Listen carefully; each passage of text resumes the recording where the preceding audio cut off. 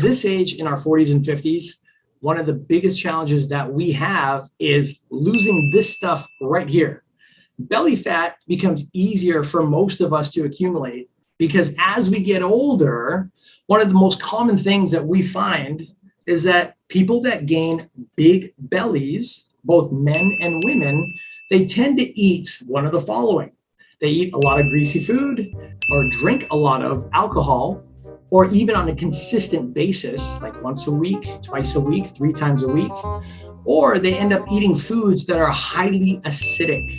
So if you're having acid foods or you're having alcohol-based drinks on the regular, or even, here's another one that's super common, eating too late at night, which doesn't give the body enough time to digest the food. End results, every single time. When the body has too much in the stomach that it can't process, it's just going to sit.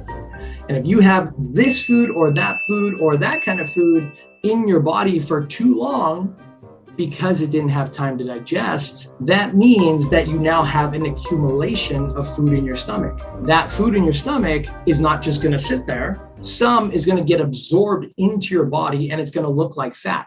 You know what? From my personal experience from training a lot of people, I've actually found that a lot of individuals, when their stomachs really stick out, a lot of times it's because they actually have excess food waste that's just sitting in their stomach. And they find that out when they do a cleanse and they've realized how much that they release from their body. So those are the problems that people have. Here's the solution. Number one, if you want the belly fat to be reduced, have more food that helps pass through your body and not get stuck in your body. Have more food that gets passed through your body and less that gets stuck in your body. Well, what do I mean by that? What I mean is if you're having things or anything that's bagged or boxed takes much longer for your body to burn and to let go of. Things that are more natural, your body can break down much more easy and it uses it for its energy source and it goes in and out. What does that mean? It means that your body can't just hang on to that stuff. And here in North America, there's a lot of food that we eat where it just ends up getting stuck in the stomach. And we don't want that anymore. I'm sure you don't either. I want to remind that I'm not a doctor. I'm not somebody who's a nutritionist. I am a coach and I've coached a lot of people. You know your body best. If you're a vegan or you're a vegetarian, only use the words and the advice that I want to share that might work best for you because it's only my personal experience. You know what works best for you. These are just ideas. So number one,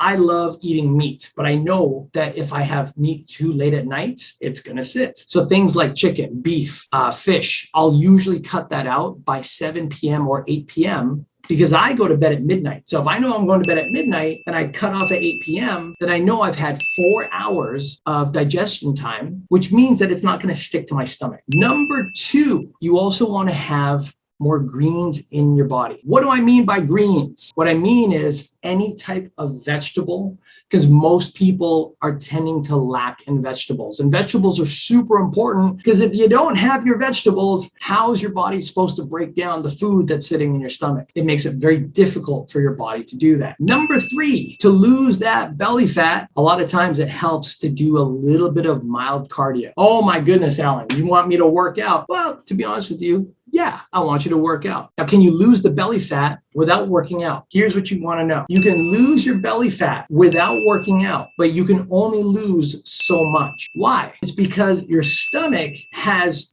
their lymphatic system is turned on. And the lymphatic system, which is like the engine in your stomach, only gets turned on when you do some sort of cardiovascular activity. So go for a walk, go for a mild jog. Go on a treadmill and watch your favorite Netflix show. I don't know what it is for you, but do something for at least 30 minutes a day that gets your heart rate up a little bit so you feel a little sweat in the back of your neck. You do that and you add those 3 things together for a total of 30 days, you'd be surprised and even impressed on how much your body slims, transforms, and looks and feels amazing in just as little as 30 days of time.